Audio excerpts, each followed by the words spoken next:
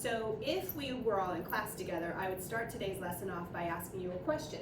If you thought 4 times 30 was the same thing as 4 times 3 times 10, and I would get you talking about, are those equations the same or different? But I just want you to look, if we put parentheses around the 3 times 10, hopefully you would see that that is 30, and so this would be 4 times 30 equals 4 times 30, and those products would come out equaling each other.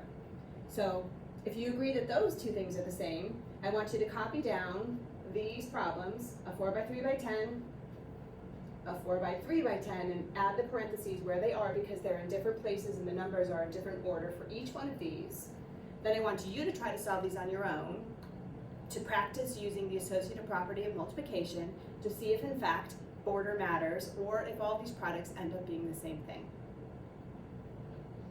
Now that you've worked through the problems, hopefully you've made some discoveries.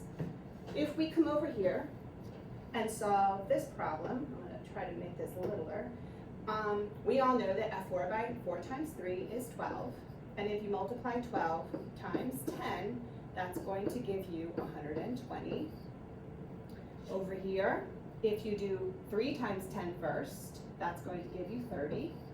And if you multiply 30 4 times, that's going to give you 4 times 3 is 12, times 100 is 120. So that ends up being the same, even though we did this first or this first. That's exactly what the associative property means. So over here, they're telling you, they rearranged the order. This is 4 groups of 10, which is 40. And if you take 40 3 times, you're still going to equal 120, which I hope you discovered.